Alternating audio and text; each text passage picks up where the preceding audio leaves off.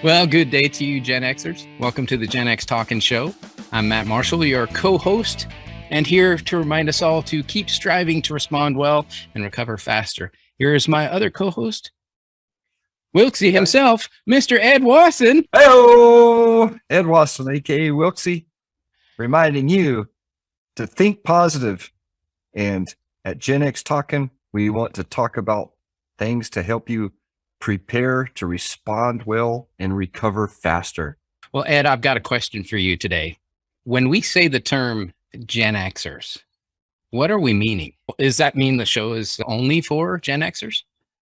We are all about diversity and inclusivity.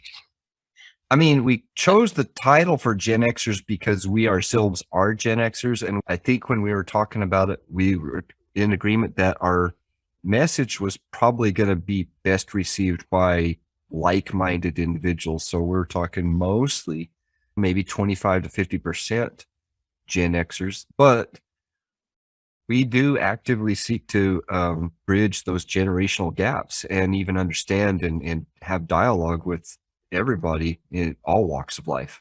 You bet. I mean, the way I look at it is we are just two Gen X guys talking, but we're always willing to talk with other people, whatever generation, as long as we're talking about preparedness. And that can also mean different types of preparedness. That could be financial preparedness. That could be preparing you to protect yourself, how to heal thyself with different medic packs and so on. So there's so many different aspects around preparedness. And I think when we were initiating this whole idea of a podcast, that's where our frame of mind came from. So whoever has ideas on preparedness, bring it. We'd be happy to talk more. So Ed, on today's episode, I'd really like to drill into fitness, and in particular fitness around the use of your bug out bag, get home safe kit, whatever. One of the main reasons I talk about this, there was a book by a pretty famous author now. His pseudonym, believe it or not, is Angry American. It's called Going Home. And the way the story was built was a normal everyday guy who's on the road for work. He happens to carry a bug out bag or a get home safe kit with him in his bag as he's driving around for work down in the Southeast. And an event occurs. Doesn't matter what the event is, but somehow he needs to get home. And so he goes through his bag and goes through this routine, and he packs everything up into his backpack and starts heading on down the road, walking back home. So this is one of the reasons why I think fitness is so important. So I kind of broke it up into 3 or 4 different little sections here. The first one is, why is it important to have fitness, and in particular fitness with your bug out bag? I listed a couple of things just kind of in my mind that I thought you could use it for, such as snowstorms, if you're stuck in your car. And I think in the news in the last couple of years, we've seen, especially in places, I think Texas had some scenarios in the last couple of years, ice storms that are abnormal to your environment, where you can't use the roads and you want to get home where it's going to be safe and warm and you're going to be more comfortable than you are sitting in your frozen vehicle. Are there some other areas that you can think of, Ed? I like to think about fitness in general as well. And that's one of the topics that Max Bloom and I hit on recently on one of his Scuttlebutt lives. I'd mentioned that up to about 4 or 5 years ago, I'd been doing half marathons and I completed the Baton Death March and things like that. And fitness was a big part of my life. And he said, how big a part of your life would you say fitness is? Where would you rank it? And I said, it's probably in the top 5 most important things in my life right now. I call it like health and fitness. And that's one of the things I think maybe young people don't consider, and they take it for granted because they're young and generally in better shape and fitness if they're staying somewhat active whatsoever. But when you get in your 30s, 40s, 50s, and you've transitioned from hard skill labor to soft skills and you're sitting most of the day, we forget to stay healthy. We forget to eat healthy.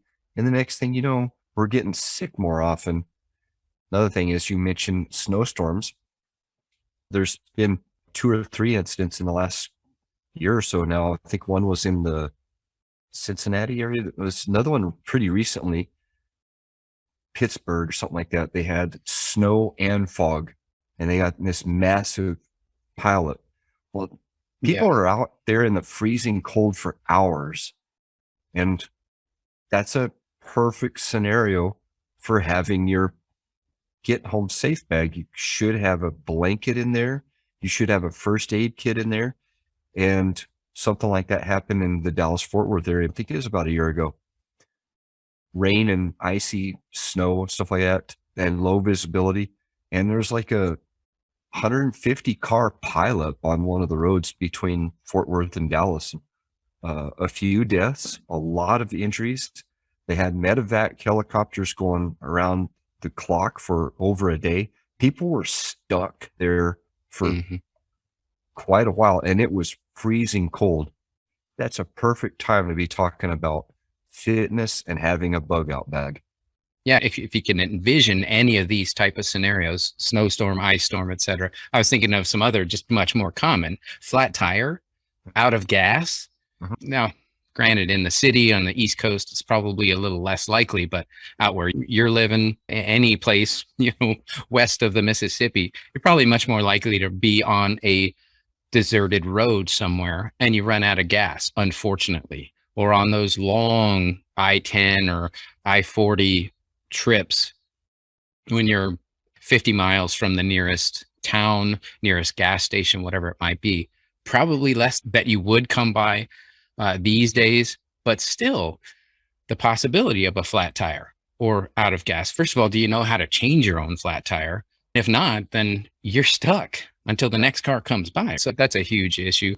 And then the other one that I've heard more recently in preparedness communities is civil unrest. We saw it in 2020 in several of the major cities. You saw the vehicle come around a corner and there's a mass of people there. And you can't back up because there's cars behind you. There's no left turn. So you're kind of stuck and you get swarmed. You can't take your car unless you consider that other dramatic decision of running people over.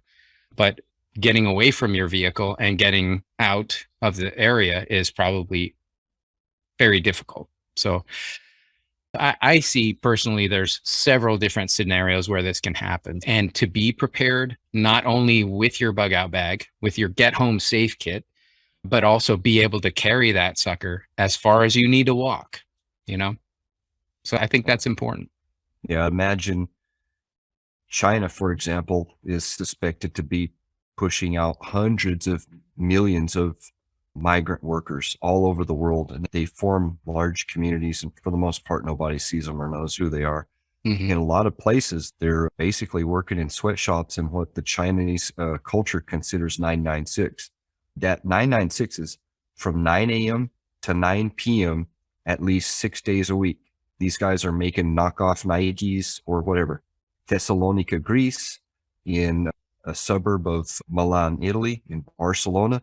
If one day you're touring around, say anywhere, and the next thing you know, all of these sweatshop labor forces, wherever they're from, they get woke and they decide, hey, wait a second, I demand some rights. I'm not working at least 12 hours a day, at least 6 days a week for people like, let's say, friends of the Bidens to be rich off of this. And I don't know why there isn't more outrage about this, especially when you're considering child labor at a cobalt mine in the Democratic Republic of Congo.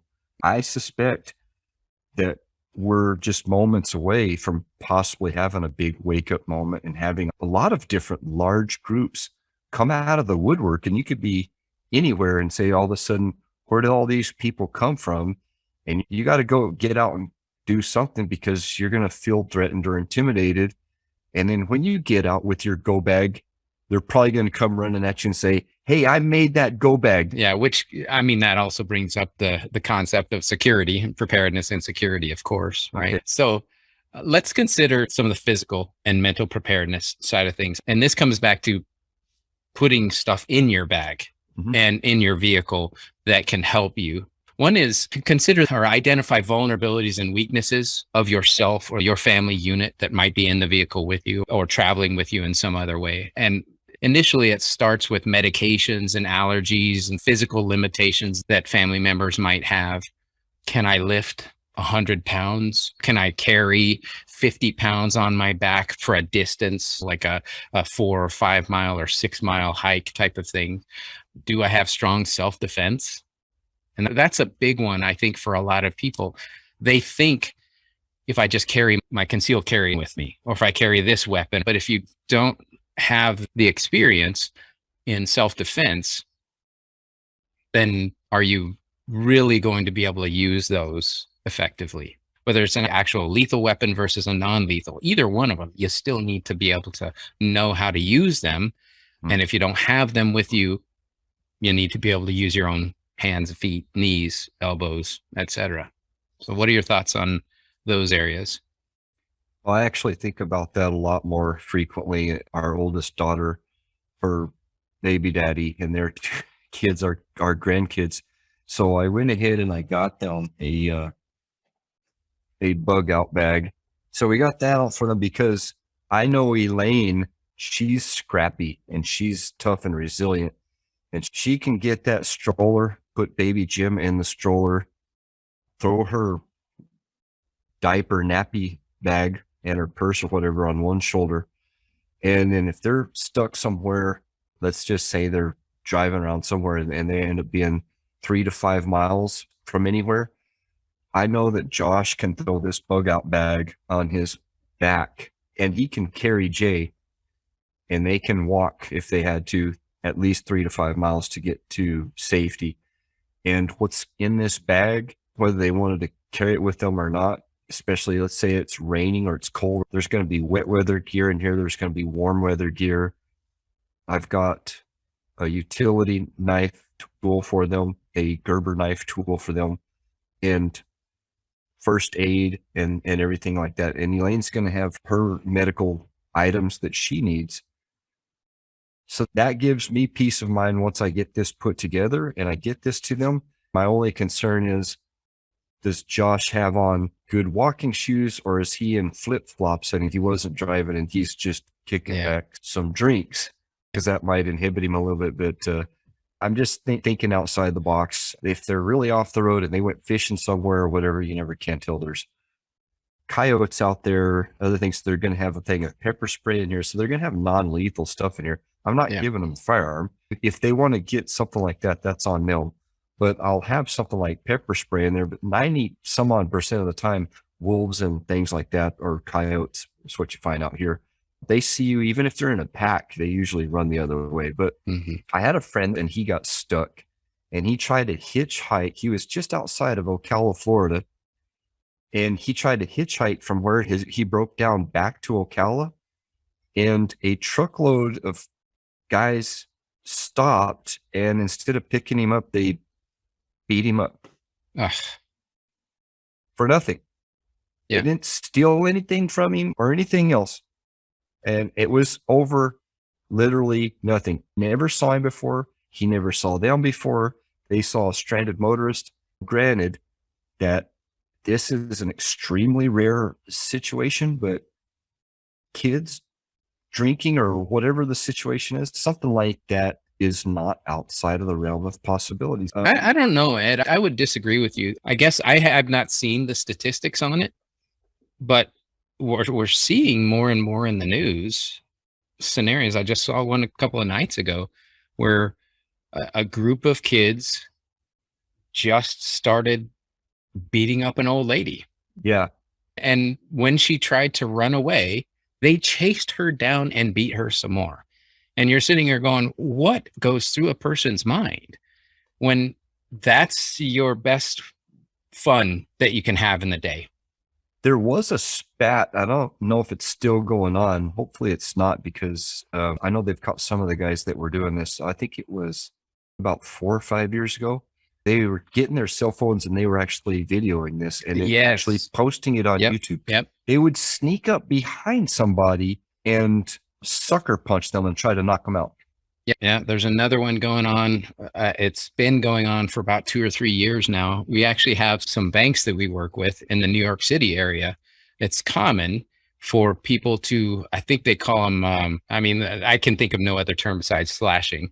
Basically, they just come up to people and just cut them across the face for no reason. They just come up to a person and just slice them across the face. So the banks were asking us in their environment, they'll do it. Oftentimes they'll do it in an ATM vestibule because that's a closed area where they can attack a person and get up close relatively easy. And it's incredible. They just come up and slash a person for no reason. And so why a lot of people walking around in New York have their face repaired from those type of events. So that was going on for years.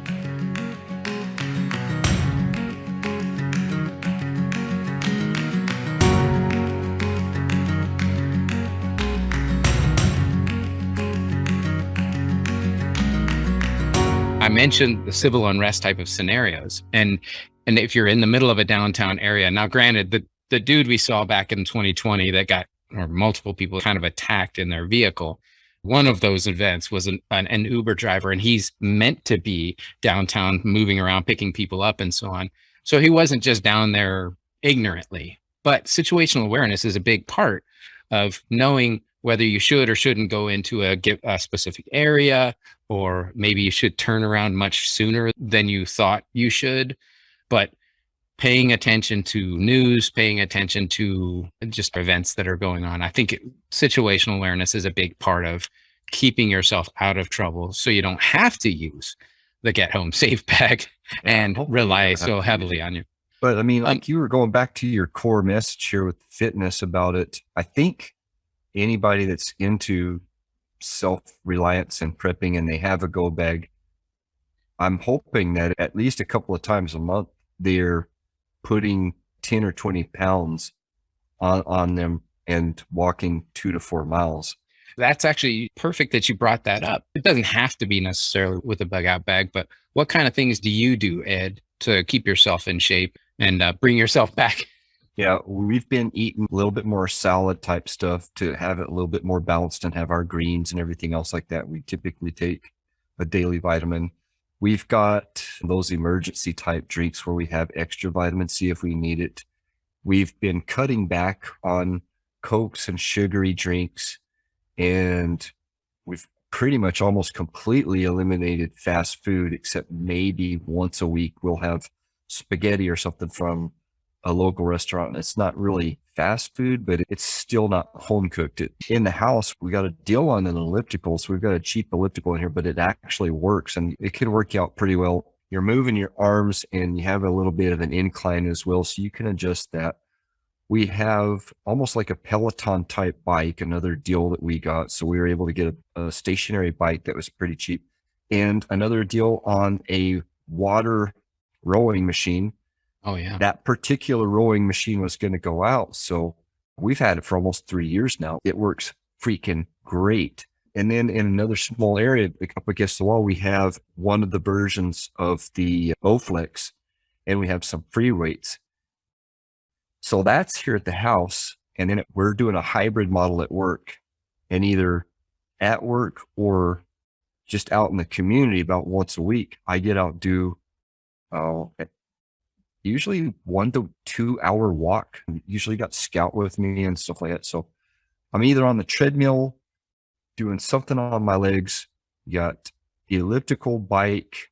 Oh, and not a stair stepper, but we have step. So you can do step workout. I have a whole step workout routine that I learned while I was in the law enforcement academy. So there's a lot of stuff that I'm doing with my legs. Plus with free weights, you can just do real short, weight free wind sprints, jump rope, or walks with free weights in your hands. You just walk 20 yards one way and 20 yards back with 20 to 40 pounds in each hand. Are you talking like the farmer's carry? Yeah. That's a really good one there. That's a good one. Plus I'll do that on the stepper. But yes, it's a really, really good workout for your legs. And eventually you have to have some weight on your shoulders, because if you have your go bag, it's typically going to be in a little backpack on your shoulders. No matter how strong you are, the rest of your body's going to be able to walk 4 to 8 miles or whatever with that go bag. Let's say it's a 20, 30 pound go bag. Mm-hmm. But those straps, they start to really annoy your shoulders, your trapezius up here.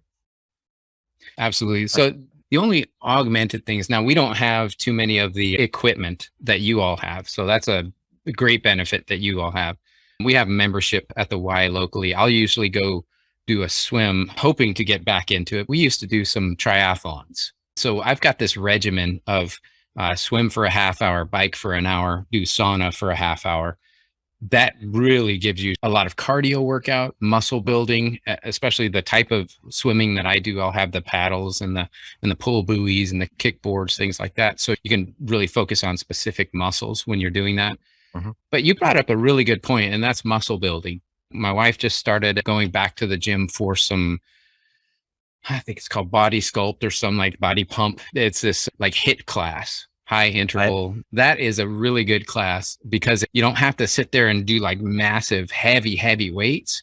They're light weights, but it's constant movement. So you're definitely building the muscle, especially for a good majority of our audience. I'm guessing in the more Gen X stage of life, your muscle capacity goes down really, really fast. Your ability to build that muscle.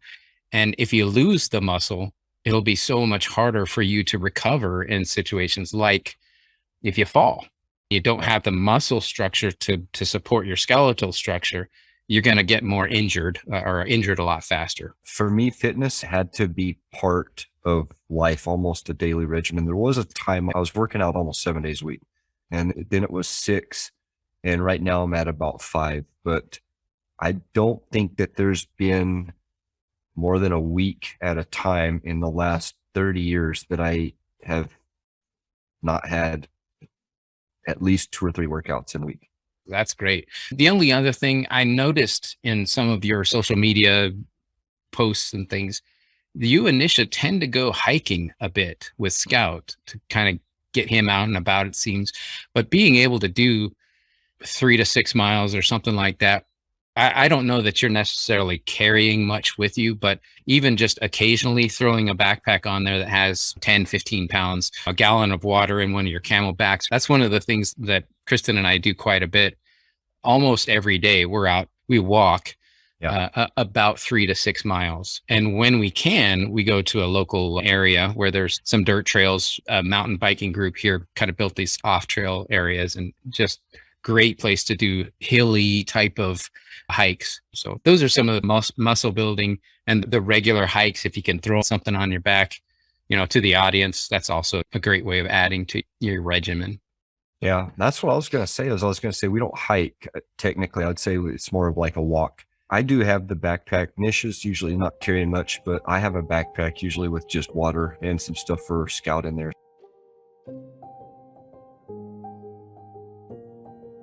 Well, hey there, Gen Xers. Ed and I wanted to introduce you to PackRabbit, our newest affiliate group. PackRabbit grew from one person's desire to craft a healthier and more efficient way to carry a pack. Now, PackRabbit is a small company made up of entrepreneurs, hunters, athletes, military, and outdoor enthusiasts. Their designs are influenced by diverse backgrounds and personal experiences that tilt them heavily towards simplicity and utility. PackRabbit believes that multifunctionality is not a condition of luxury, but an absolute necessity. One key aspect of several of their backpacks is a folding shelf that turns into a rather comfy seat when out on the trail. We invite you to check them out. The link for their website is in the show notes.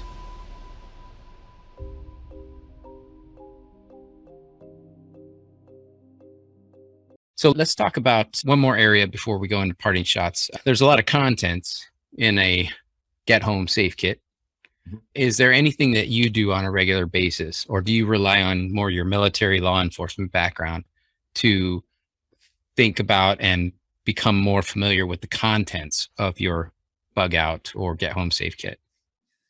Yeah, I'm relying more on the military experience, and for my bug out bag, I want a few things. So I want about 3 days of food, and I've got one right here, as a matter of fact.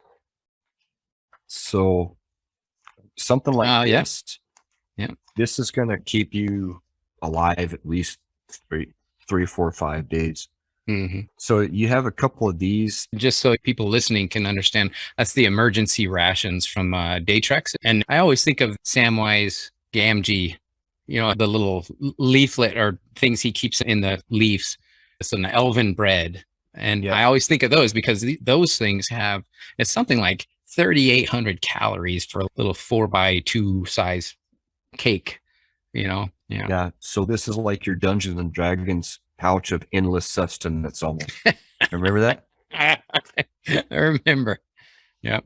Max Bloom, somebody in his audience asked a question, and it is similar to Dungeons and Dragons. And Max and I was like, yeah, Matt and I used to play Dungeons and Dragons way back in the Way day, like back, 1985. Yeah. And I think that blew away some of his listeners. You get the level of respect when you talk about Dungeons and Dragons. They heard me say that I had a 10th level Hobbit thief and a 14th level Valley Elf Ranger, and they went nuts. I said, Matt used to have like a 10th level Paladin. Oh yeah, an 8th Paladin. level Cleric, and we would just go into a village and just barnstorm them. Oh yeah. Roll those dice, baby. Natural 20. Oh man, that's crazy. Crazy old times. I mean, this pack right here, you'd have your core fundamentals: water, food, shelter. So stay warm and dry, stay hydrated, have a little bit of food, and first aid. So you got a little first aid pack. Elaine's going to have her medical supplies in there as well.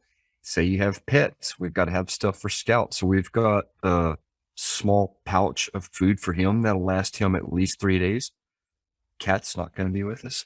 I have friends that were upset that if we had to bug out that we were leaving the cat. I'm like, dude, this cat is not coming with us. It's not on us, but the cat doesn't want to go with us. Trust me. We can't get the cat in a cat carrier.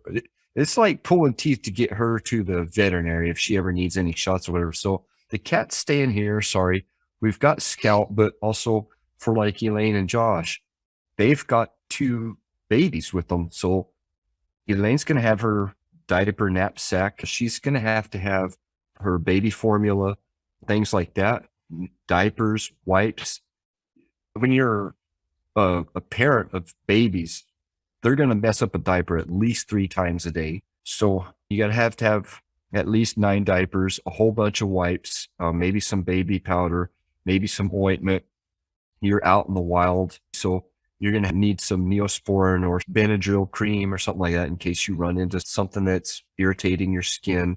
Yeah. Basic first aid stuff, Band-Aids, stuff like that. All of that can fit in a small thing with a little bit of food, a little bit of those survival water pouches, and you can be under 35 pounds. And you should be able to hike with that 3 to 10 miles pretty easily. I mean, if you're exhausted at the end of that, it needs to be because you're either in a harsh environment like the desert or the mountains and you're going up and down hills or something like that. If you're on flat ground and at the end of a 10-mile hike with 35 pounds on, you're smoked. I don't care how old you are. If you're an able-bodied person under 50 or 60, you have to reevaluate and start building up your core muscles and just your basic walking ability. I've got an uncle that's in his 80s and he can do at least a 18-hole round of golf every day.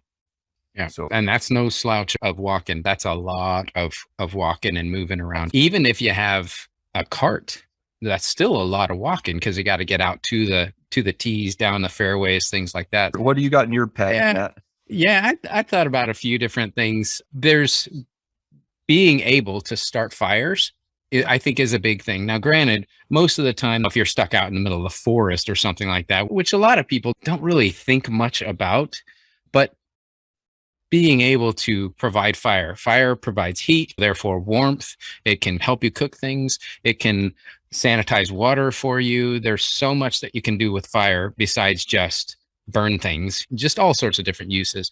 Go camping on an occasional basis. You know, some people don't like the roughing it camping where you're hiking up 4 miles to camp in a remote place.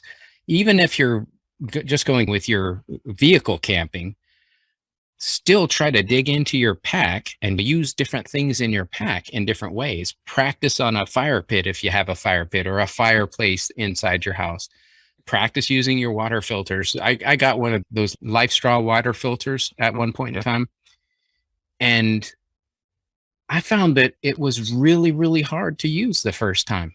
You've actually got to put like 3 gallons of water through the Life Straw the first time you use it before it's actually functional for you. And I never knew that until I started using one of those things. Now, I don't think Life Straw is the best option for you. I prefer, some people pronounce them Katadyn, but some who are Appalachian Trail hikers, Katahdin. But anyways, those Katadyn filters are water pump filters. I have a little Hiker Pro one that's perfect, works great for me, and I throw it in my pack all the time. And then having some sort of shelter system. You mentioned the warm weather gear, different cold weather gear, depending on what season it is.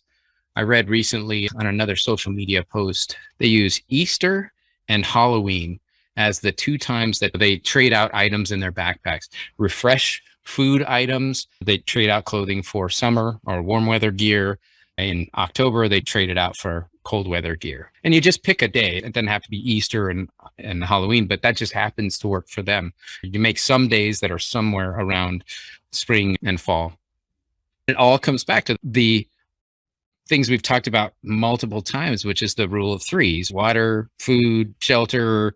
Thinking about preparedness in those terms makes it really, really simple to prepare your pack and hopefully practice the items with the items in your pack on a regular basis.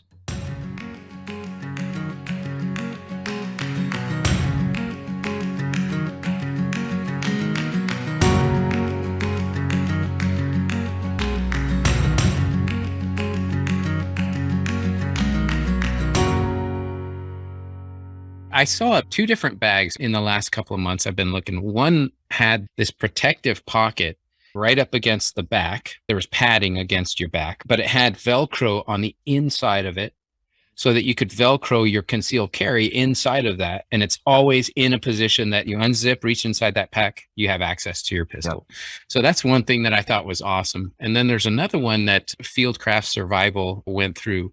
It's more of a duffel bag, and it has a special pocket. If you can imagine, you can normally zip open a duffel bag, but it has this side pocket that you can slide a folding stock short barrel AR into. And what you do is you fold the stock to one of the ends of the duffel bag. It's actually really quite ingenious how they did that. Then, of course, with that duffel bag, it's got shoulder straps that are tucked into a pocket as well. So there's different ways of looking at it. That's more of a get home safe. The backpack is more of a bug out bag, maybe get home safe type of kit. Regardless of what situation you're in, if you do have a firearm on you and you have a concealed carrier, you've got to keep weapon safety and weapon retention tantamount in your mind. You got to know where it's at all times. You got to be aware of your surroundings, especially if there's people around you.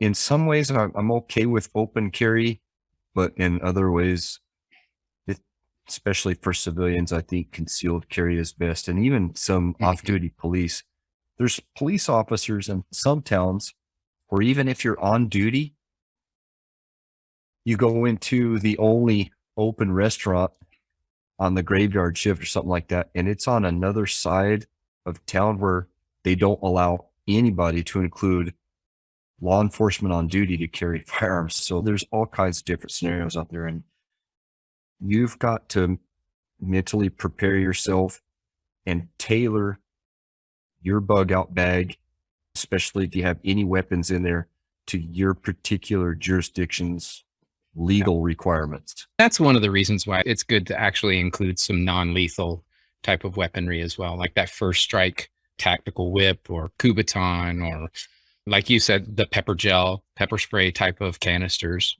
all perfect examples of that. So little squirt of pepper spray, I'm not quite sure why, but I don't think it really affects animals that much. But they see you pull out something, especially dogs. Like if you run into a wild dog, they see you pull something out of your backpack, and a lot of the times they're like, wait a second, what's this guy pulling out of his backpack? I think they pick up on your body posture. If you bend down like you're going to pick up a rock, they just know and they stop like, he's picking up a rock. He's about to throw a rock at me. Yeah. But you pull out your pepper spray, and even if it doesn't get them and it doesn't do much to them, because if it does get them, you'll just see them go and just kind of turn around and run away. I don't think it bothers them that much, but you just pull it out, and there's a lot of critters that'll just turn around and run away. I don't know about bears. I don't have any experience with that, so I don't know about that. But dogs and other stuff, I've shoot them away with a little squirt of pepper spray. So let me ask you this. What's your thought on comparing pepper spray versus pepper gel? Have you ever used pepper gel? I personally have never used pepper gel, but they did train us on a variety of different things in the academy and in the military, regardless of what your mission or role is going to be, because we deployed like this in Iraq the last time when we did detainee operations. In a lot of other places, you're going to get pepper sprayed. They have that as part of their training. There's three main types. There's the stream, there's the spray mist, and there's a gel or foam. They usually qualify you on the stream, and they do that by the guy gets in front of me and goes, whoosh, and he or she's supposed to go from the top of your eye across to the other, and you only need just the slightest touch of this stuff anywhere on your face, and you're instantly goofed up. Yeah. The streams work very well, and they're very targeted, and generally you're going to hit your target, and the second you hit that target, they're going to be incapacitated for probably a good 30 seconds or so. You're going to be able to manage the situation, either run away or put them in handcuffs or get control of the situation or whatever. The spray mist, especially if you're outdoors, if a little bit of a breeze kicks up and you spray it at somebody this way and the breeze kicks it back this way, you're going to catch some of that spray mist, and you're actually going to partially breathe it in, and you are going to get messed up. That's the main thing we had when I was a cop, was the spray mist. Yeah. And I would say in 3 years as a cop, I used 2 whole canisters of that. I pepper sprayed somebody probably once a month. Generally just painted their face orange because they were usually hopped up on methamphetamine. And the first 5 to 10 seconds, they just start floundering on the ground like a fish out of water. The gel or foam, you spray that, and what happens is you get it on them and they're messed up for a second, but then they can kind of like scoop that stuff off in their hand and whack it back at you. Wow. Yeah. I've seen that happen, but pepper spray is almost like the rule of a knife fight. If you get in a knife fight, you're going to get cut. If you use pepper spray, you are going to catch some of the residual from it, no matter what, probably. So that's why they pepper spray qualify you as a law enforcement officer and in the military. That's an interesting way of thinking of it, similar to a knife fight. You're going to catch some of it. I only use the Saber pepper gel, and I love that stuff. I don't see how there's a way that they could swipe that stuff off of their face, although maybe it's possible. But I've played with it. I have not done the spray my own face or anything like that yet, but maybe I'll record myself doing it and post it on YouTube or something. Another thing too is I've got a pepper spray canister. I don't know where I even got this from, but I'm going to guess it's got to be at least 10 years old. So I don't know what the shelf life of it is. So every year it's about time for me to do it again. I go out in the backyard and I just do a little bit of it. It's about an 8-ounce canister. So I just make sure it's still working. Number one, that it actually sprays anything out. But number two, in just a second or two after you do that, you want to make sure you're turned away from the wind, so it's going to blow it away. But you'll still be able to smell it, and you'll be like, yeah, that stuff is still effective. The last time I did it last year, we were in the backyard, and I told Liz, I was like, hey, don't come back here for a few minutes because I'm going to test this out. Like 2 houses down in the backyard, there were some kids jumping up on the trampoline in the backyard, and I didn't spray it in their direction. I thought the wind was going the other way, but I sprayed. I was like, okay, yeah, that works. And like 10 seconds later, everybody over here is like, what happened? It reminds me of the old mud ball throwing events where we Oh no. get in trouble and run back inside the house. Hide quick. That's probably left a lasting impression on Mike. I wonder if, like, Mike remembers, like, we come running in the back door and we hide under the bed. We're like, somebody's going to be coming knocking on the door pretty soon. And Tell them we're not here. sure enough, Mike's at the front door going, no, ain't nobody here but me. I don't know what you're talking about. Oh, that's terrible. Oh. Good old times. Yep. All right. Well, hey, what do you say we head into parting shots? I'm going to let you go ahead and go first this time. All right.